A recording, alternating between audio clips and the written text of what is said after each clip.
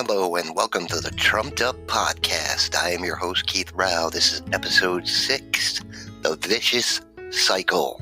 Yes, it's a vicious cycle in politics this week, and every week for that matter. There's been a lot of craziness going on. We could get into a lot of things. We're going to get right into it this week. I'll get into where you can get into listen to our episode and whatever at the end, because we need to start talking about things. So there were some ICE raids this week. The Democrats got Trump to delay these for 2 weeks. But then they went out and then they're bugging out about separating families and all this. But really they were rounding up criminals.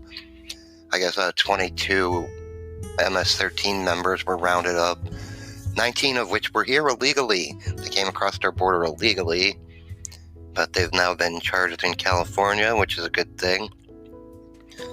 But the ICE raids were a success, totally. The only problem I had with this is, why are you going to warn these people that you're coming for them, which gives them an opportunity to go hide?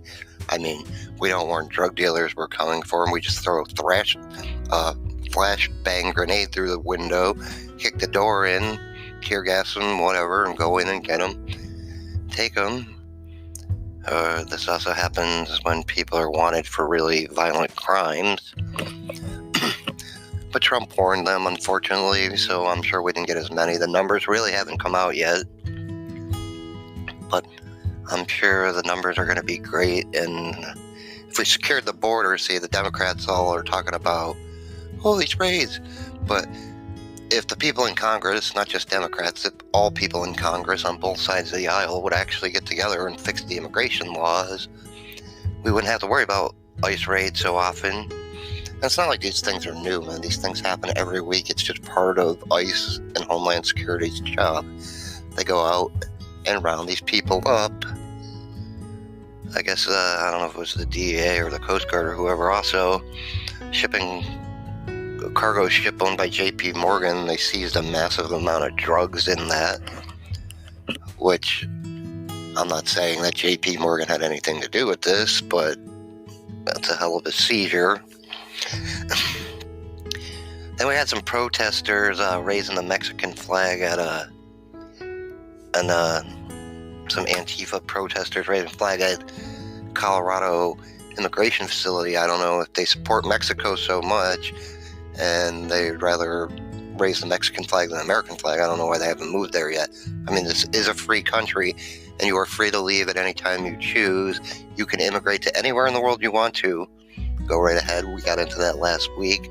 But, I mean, if you want to raise this flag, raise the American flag because you're an American. If you support Mexico more than America, go to Mexico. Then you had there was this guy who was actually an Antifa member. CNN interviewed the guy, actually, and they were, propped him up, and they're all, I don't know why they're so, into Antifa, that they're violent thugs. But he tried to blow up an immigration facility, and he actually lost his life in a shootout when they took care of him. Because if you're going to storm a government facility, especially a law enforcement one or a military base, you're going to end up getting shot, or you're going to get thrown in the brig or somewhere. So they took care of this guy. But these Antifa members, they go out and they're violent, they wear masks. These people are just terrorists, totally straight up terrorists. And it's ridiculous, but they keep doing it. Hopefully someday we can deem them terrorists, domestic terrorists, not foreign terrorists like the radical Islamists. But you notice these Antifa members, right? They go out and attack things like that, or they're running around and they attack a journalist who's by himself and has no way to defend himself. Doesn't carry a gun, he's just carrying a camera. But you notice where they don't go attack people? Yeah, Antifa doesn't have the balls to show up at a Trump rally. I mean, 10,000 people. Come on. Why don't you go out and try your protest and your violence at a Trump rally? I don't think it'll work out very well for you, that's for sure. Especially with all the Trump supporters that support the Second Amendment. Pardon me there. Then there's this million people out there, and I don't know if there's aliens that exist. I would say they probably do. I've watched the Ancient Aliens quite a few times. All the evidence really does point to there's aliens. But the whole what's going on in Area 51, chances are if there was aliens there, they're not living now. But these people want to go out and storm this. This is a military facility, and the government's warned them, we don't recommend you do that. And then they have the crazy idea of, you can't stop us all, but I'm sorry to tell you, machine gun fires like 3,000 rounds a minute. You think they can't stop you, you better think again. It's really not a bright idea. It's totally just a dumbass idea, and nobody should do it. But if you're going to make that choice, understand. Life choices have consequences no matter what they are. If your life choice is to go out and shoot heroin, the consequences, you're going to become an addict and you're going to ruin your life.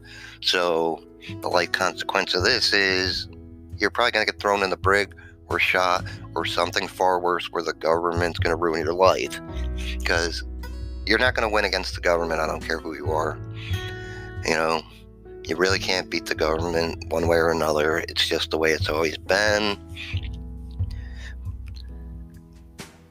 Then Trump signed an asylum executive order this week where you no longer can apply for asylum at our border. You have to do it in a safe other country that you come to first, which I can't understand why this wasn't already a policy. Really, why are people applying for asylum at our border unless they're from Mexico because it's on our border? The Canadians aren't doing it. They just apply online, send in the paperwork and do what they got to do, but you really don't need asylum if you're from Canada because there's nothing like crazy going on over there. But yeah, these people have to now apply for asylum either in their home country at an embassy in a third-party country and go through the actual process. I'm sure this is going to be challenged in court. I'm surprised it hasn't already.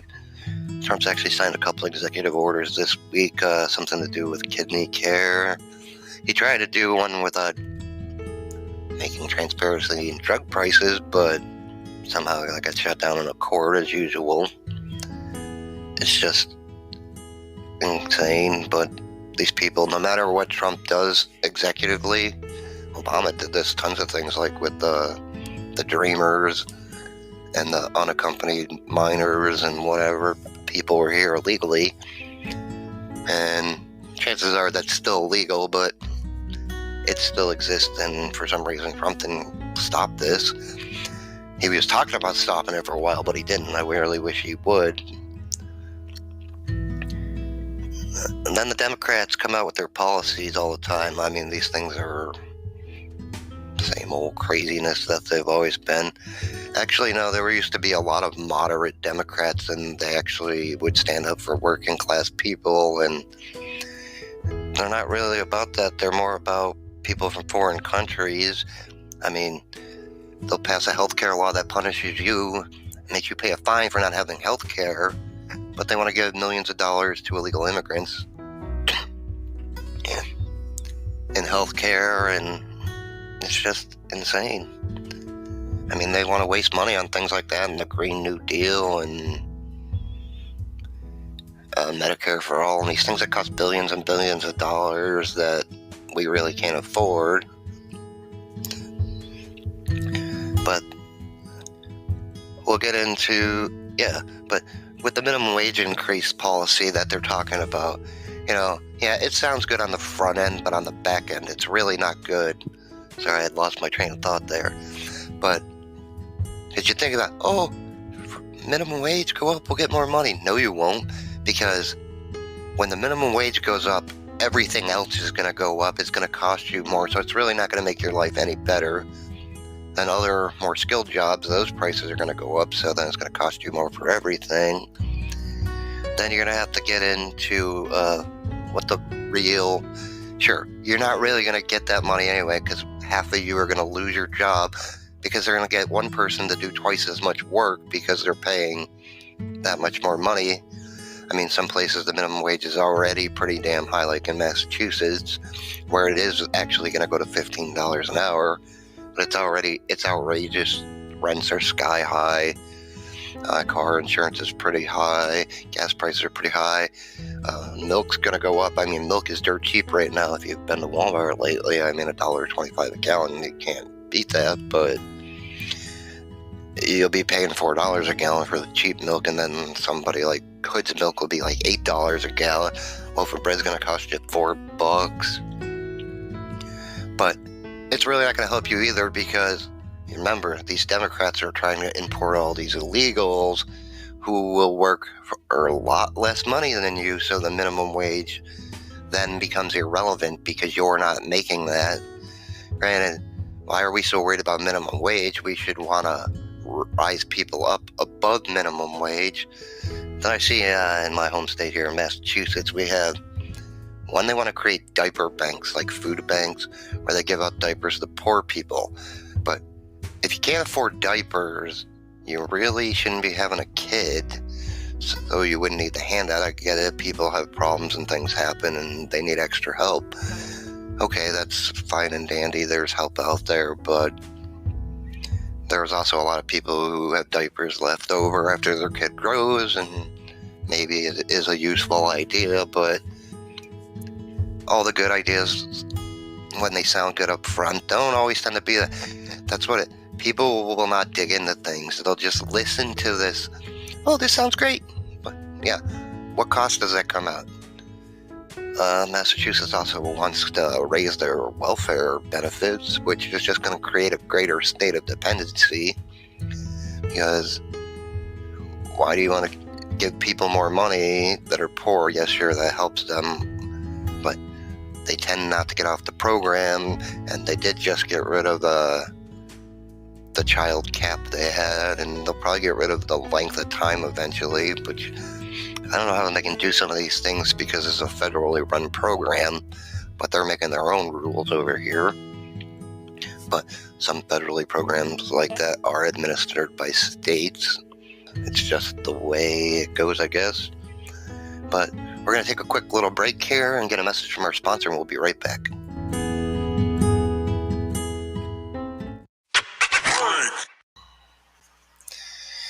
Hey, you too can join the podcasting world and be one of the greatest podcasters out there. Build an audience, get sponsorships, earn money, and do many, many interesting things. You can also get listener support to help sponsor your show, all by using Anchor. Anchor is the easiest way to become a podcaster. Anyone can do it. If you got something to say, or someone thinks you got something to say, or you just want to say something, come and join Anchor and join the podcasting revolution.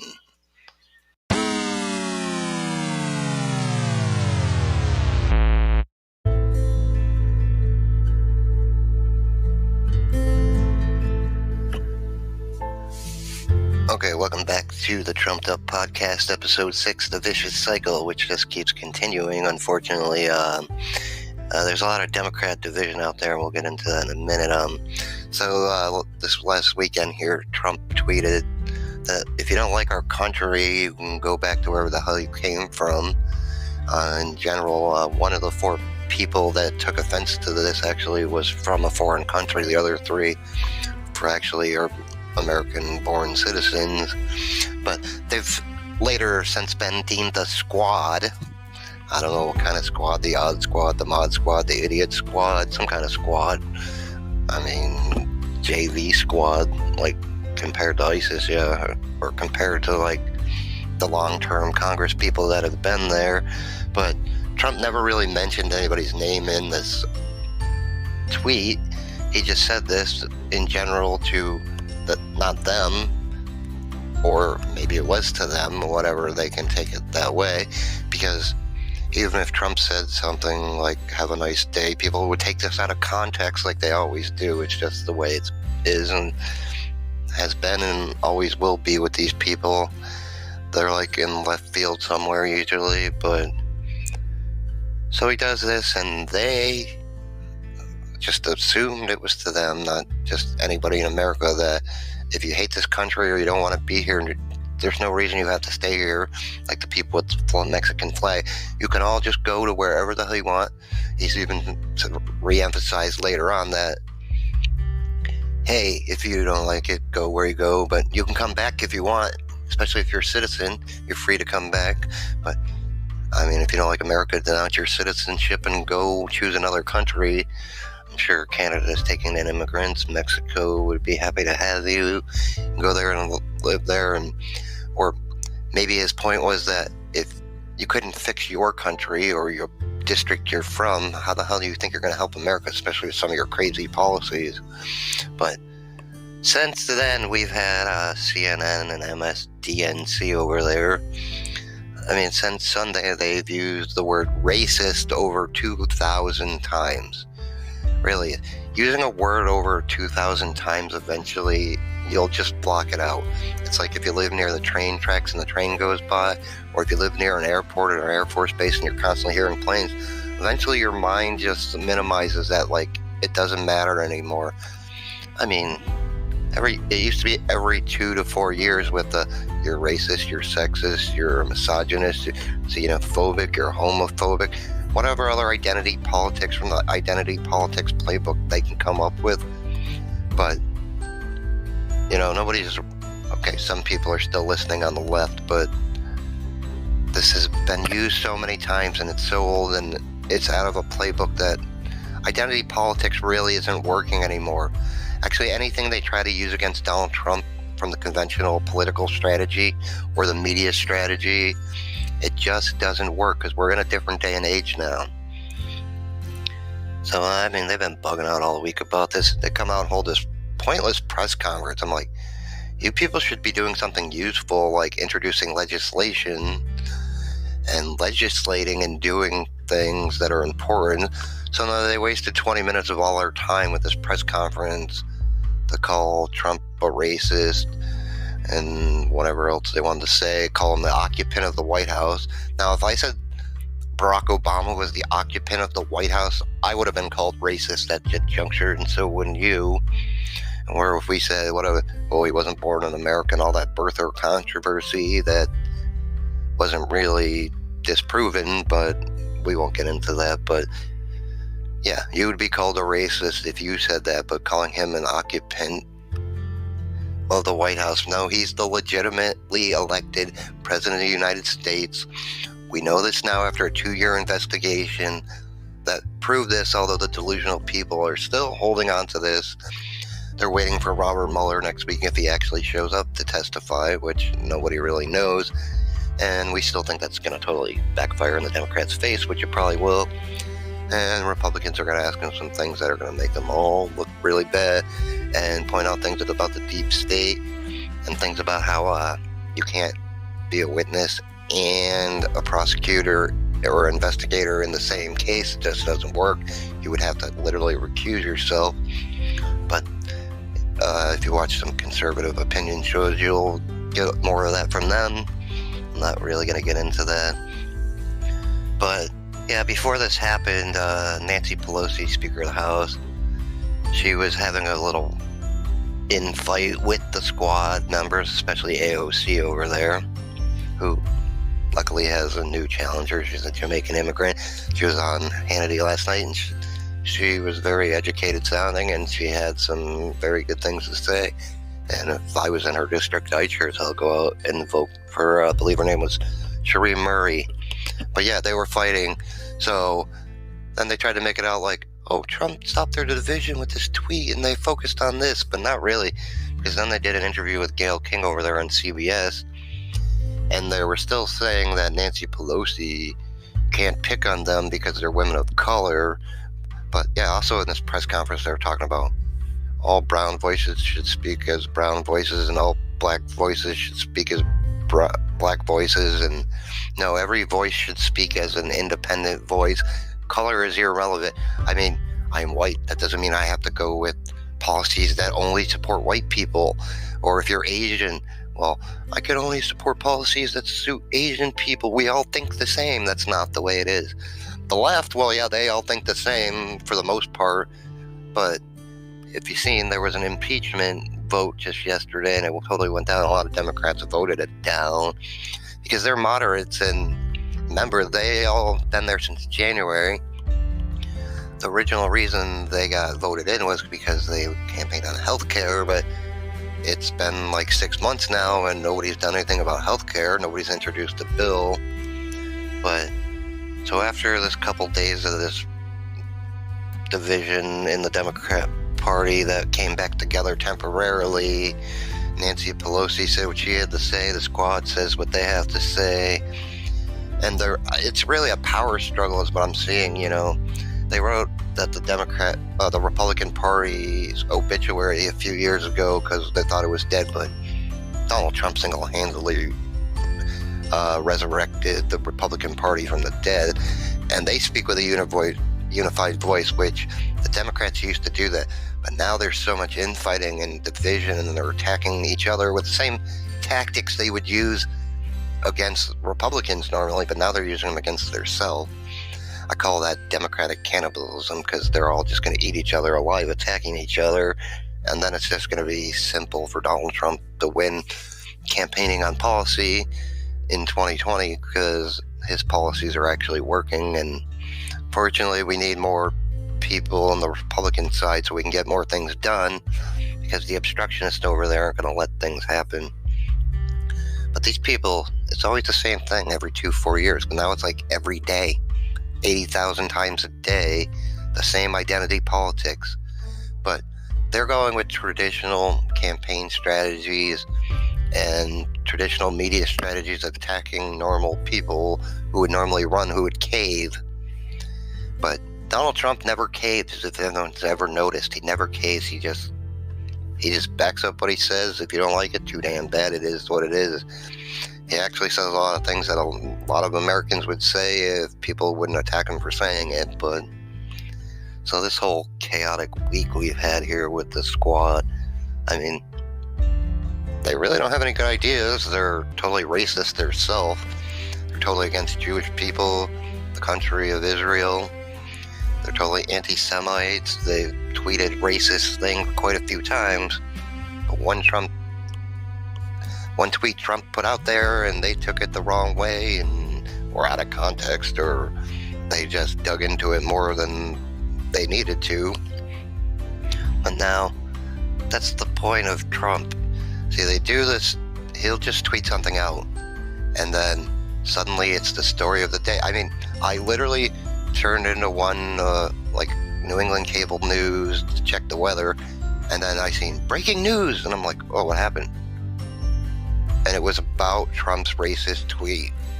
So now, in the world we live in today, Twitter has become breaking news. Somebody tweeted something, it's breaking news. Now, I remember breaking news used to be breaking news, but journalism is sure as hell dead. I mean, you got all conservative opinion TV commentators and radio talk show hosts, and they're actually more investigative journalists than the people that claim to be investigative journalists. They're really not. They're just spreading the same narrative. I think it's the same. You'll just see this every week. The Democrats will come out saying one thing, and then CNN saying it, then MSNBC saying it, then NBC saying it, then ABC and CBS, and then New England Cable News, and then my local newspaper, and apparently somewhere somebody's just running this all. I don't know, some think tank, some out-of-date think tank, because these things don't work anymore. We don't live in that generation of you can control the narrative. You can't, because people have open minds, number one, but information is so readily available, even when it's trying to be silenced by the people running the sites where it's readily available. But if you need to find the information and the facts, it's not all that hard to do. But these people just keep trying to program your mind. No, don't let anybody program it. Make up your own opinion. I mean, I remember in the 2016 campaign, these people actually would try to tell you something and they wanted you to believe it, but you literally just watch the Trump rally and it's like, they're saying he said this, but that's not what he said. They're taking it out of context. They're spinning it around. I mean, their spin makes me dizzy. Seriously, makes my head spin. It's just insane. But then they came up with this House resolution to condemn Trump. Really, Trump said something on Twitter in a tweet, which you could have replied to on Twitter, but you wasted a whole damn day debating whether to condemn the man in the House of Representatives, and they voted to condemn him. What the hell is the point? What is this going to do? You could have did this on Twitter. You could have did it on your Facebook page. You could have went and told CNN. I'm sure they would put you on saying, oh, you're condemning Trump. That's great. We're on your side. And that's the funny part. Eventually the media is going to turn on these people too, because after, when and if Donald Trump is reelected in 2020, they're going to feel like you people couldn't do what we wanted. You couldn't stop him. We can't stop him. And they're eventually going to turn on these people because that's just what they do. It's how the media works. It's how the think tank works. But yeah, this week it's been a trip. I mean, Donald Trump pretty much he made the tweet, then these people came out, and so he's pretty much since last weekend until today they're still talking about this. They're still with the racists, with the tweets, but he controlled the narrative. He's controlled the news cycle. That's what they don't get. He's living in these people's head rent-free. It's hilarious. I mean, I live in people's heads rent-free too, and I find it hilarious because I get in your head because I tell you facts. That's the hilarious part. You go on social media and comment with facts, and then eventually after like 5-6 comments and the person they'll just insult you or call you a racist or a Nazi or all this same old playbook that they've used for years.